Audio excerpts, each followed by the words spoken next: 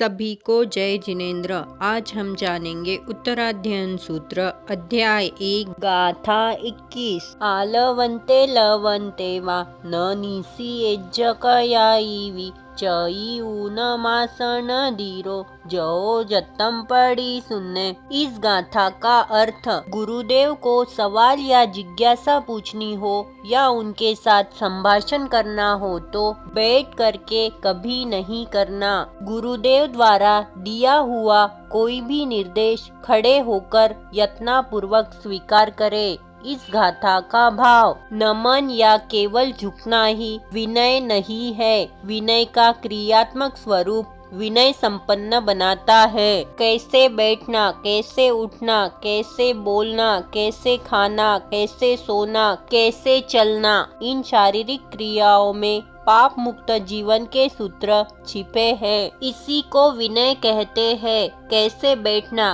कैसे प्रतिसाद देना, कैसे पूछना, कैसे संभाषण करना, इसका विवेचन परमात्मा ने इस गाथा में फरमाया है। सुसंवाद की कला। आलवंते यानी थोड़ा बोलना या प्रश्न पूछना, लवंते यानी अलग अलग प्रकार से संभाषण करना। गुरुदेव को सवाल या जिज्ञासा पूछनी हो, आलाप संलाप करना हो, उनके साथ संभाषण करना हो तो बैठ करके कभी नहीं करे। निर्देश ग्रहण करते समय की हमारी आसन स्थिति। गुरुदेव का निर्देश आसन छोड़ करके यत्नपूर्वक संयंत्र रूप में खड़े होकर स्वीकार करें। गुरुदेव का कोई भी निर्देश आशीर्वाद प्राप्त करने योग्य श्रेष्ठतम वरदान को खड़े होकर स्वीकार करते हैं तो अंदर की शक्ति जागृत होती है। शक्ति ग्रहण करने का सामर्थ्य आता है। जो भावात्मक स्वीकार किया है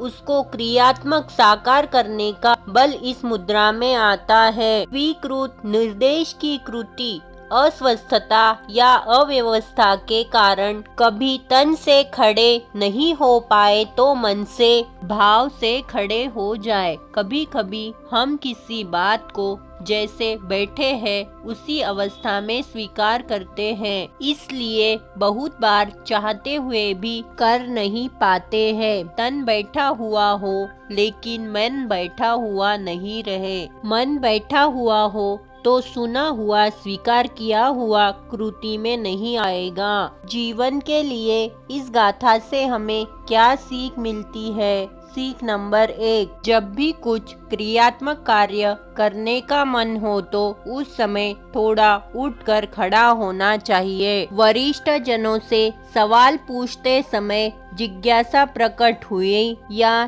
सुसंवाद करते वक्त हमें हमारी स्थित मुद्रा या बैठी हुई अवस्था को छोड़ते हुए समाधान प्राप्त करना, उनके वचनों को स्वीकार करना है। सीख नंबर 3, अत्यंत सजगता के साथ खड़े होते हुए उनके वचनों को आत्मसात करना है। केवल शारीरिक रूप से ही नहीं बल्कि मानसिक तथा भावनात्मक रूप से भी हमें सचेत तथा जागरूक होना है, क्योंकि इस मुद्रा में जब स्वीकार किया जाता है तो जबरदस्त शक्ति का जागरण होता है और उस शक्ति के प्रभाव में असंभव लगने वाले कार्य भी संभव हो जाते हैं। बच्चों के लिए इस गाथा से क्या सीख मिलती है? सीख नंबर 1, कक्षा में शिक्षक के द्वारा अध्ययन कराते समय किसी विषय पर संदेह होने पर अपना हाथ ऊपर उठाए तथा शिक्षक द्वारा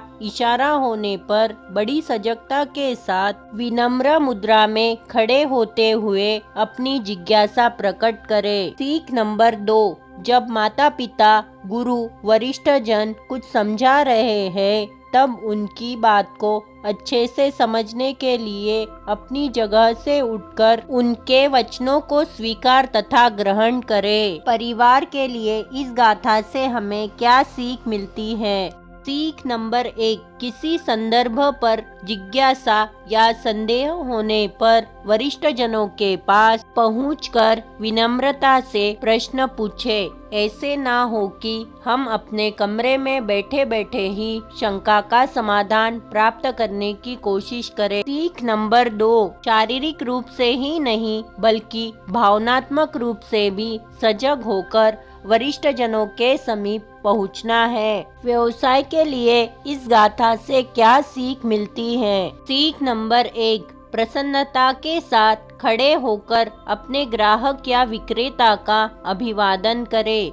सीख नंबर 2, ग्राहक की जिज्ञासा तथा आवश्यकता को पूरी सजगता के साथ ध्यानपूर्वक सुने। सीख नंबर 3, ऑफिस में कुर्सी पर बैठकर बात करने की व्यवस्था हो तो अप्रमाद की स्थिति में बैठे मन से खड़े होकर जागरूक रहकर वार्तालाप करें। यह इस गाथा का अर्थ है। वीडियो सुनने के लिए धन्यवाद। वीडियो पसंद आए तो लाइक और सब्सक्राइब जरूर करें।